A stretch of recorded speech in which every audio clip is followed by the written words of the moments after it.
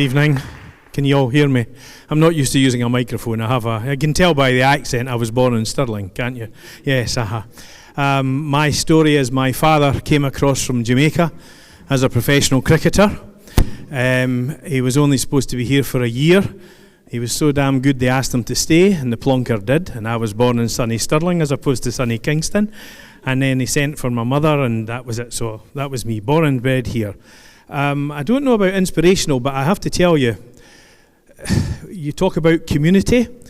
When I was born a long, long time ago, I know I look so young, but actually, yes, I'll be honest with you, it was 1953, so yeah, I'm 70 in January.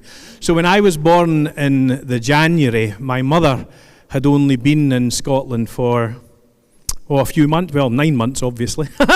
Yeah, I'll calculate that back, yeah. Yes, aye. I'm glad I calculated that, yeah, so she had.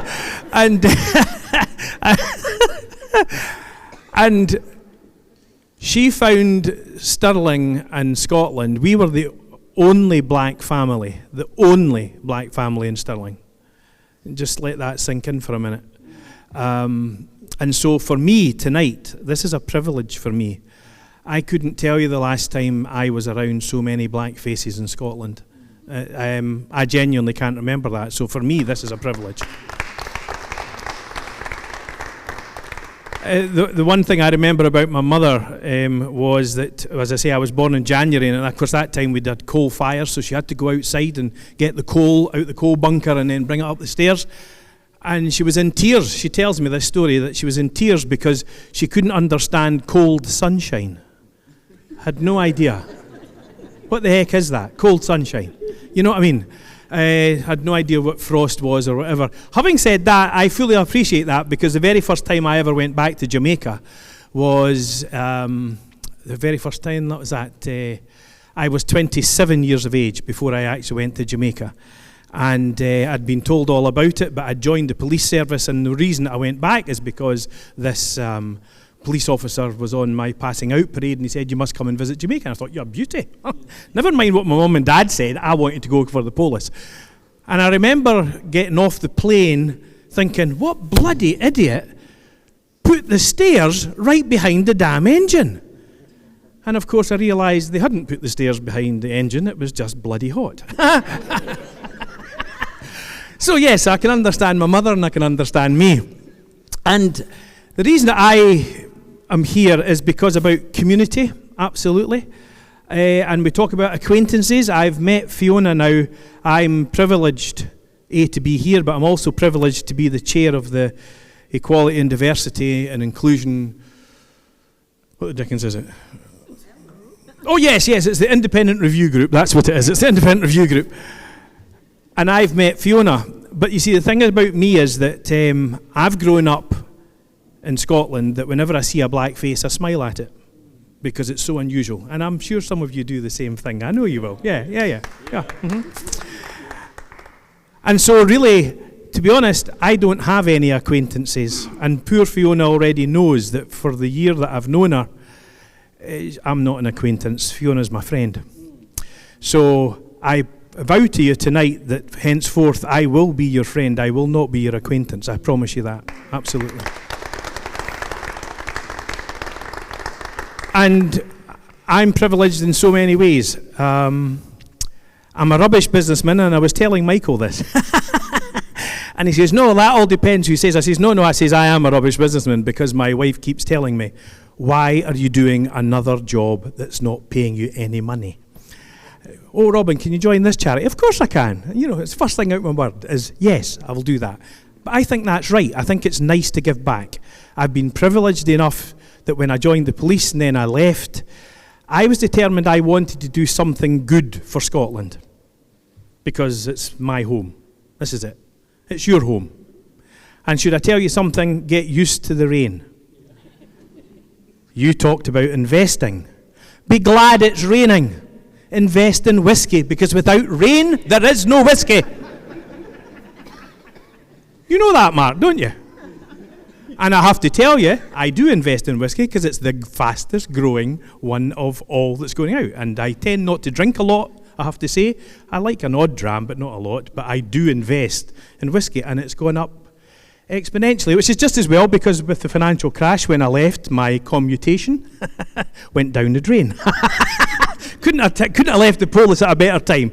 Invest my money, woof, down it went. So I thought, what am I going to do? And well, I'd lived a life that had nothing but racism in it, which was quite common. So I thought, you know what, I'm going to do something about making sure that doesn't happen to others. So I do equality, diversity and inclusion training, bullying and harassment and all the rest of it. Do a lot of work with Scottish Government when they do their annual surveys about bullying and harassment and things like that, because I'm determined that whoever comes after me is going to have a better life than I had. Not that I had a bad one. And I couldn't echo more what they've been saying, that every last one of you is of value. Some of you have, well, I think I could probably say without fear or contradiction that I will be the least educated person in this room. I mean that, seriously. 4 O-levels, that's how far back I go. O-levels.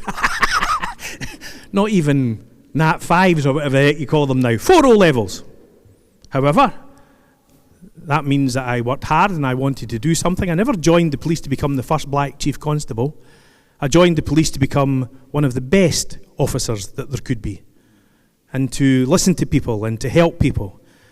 And so when I left the police and I joined the it was the local fire and rescue service as their equality and diversity advisor, because at that time, fire engines went by, all you ever saw was white heterosexual males. Whew, that was it, nothing more. And I thought, no, we need to change that. I wasn't terribly successful, but I put them on the road. Then, what can I say? Then, I joined the board of the newly formed Scottish Fire and Rescue Service. And I thought, yep, this is good, and we can do something about equality, diversity, and inclusion. And they're still working on that as well, but we actually did quite a lot in the board about women on the board, because that was a big issue. And I kept on reminding myself that I am of worth. I am of value, because what I have is nothing to what you have, because the level of life experience that you have is phenomenal. And Mark will tell you that if you're looking for board members on any company, people with real life experience are the ones who actually know what they're talking about. So do never, ever, ever undervalue yourself, because you've got life experiences like nobody else in Scotland. Nobody else in Scotland. And if you go on to the government website, what's the one about when you do for boards? What's that one? The Scot one. Good luck. Never get to my age, by the way. It's hellish. It's terrible. What's the one? It's a .gov one where you go on looking for board members, so they offer you jobs. Companies? It's not companies. No. It's it'll come to me. I'll shout it in the middle of the next person who's speaking. It's fine. I'll just do that. But MyGov's got, and then you go on and it tells you about becoming a board member. The biggest qualification that they normally need is people who are diverse and people who have real life experience. I remember you saying that, you're a solicitor to trade, a lawyer to trade, and you don't do that. And the number of people that I meet, especially from areas like Poland, they've got more degrees than you know what to do with, and they're cleaners. That doesn't make them less valuable people. Anything but. And for me tonight, I can't stop saying that word about privilege. It's such a privilege for me to be here, to try to say to you, you are of value, you are of worth. Never ever forget that. But there's something else I need to tell you. Because you live in Scotland, whether you like it or not, you are a role model. Because you stand out like a sore thumb. When I joined the police service in central Scotland, 1,100 cops, I was the only black face. The first black face, and the only one for 21 years. I never asked to be a role model, but damn it, I was. Handsome, but anyway. But apart from that, I was a role model. I couldn't help it. And there was only 2 things I could do. I could either rebel against it, or I could embrace it. Embrace it, people. Because the power of your example is just phenomenal. So before I get really emotional, I'll say thank you very much for the honour of being able to speak to you. Stick in there. Love Scotland. It's the best place on earth. Thank you very much indeed.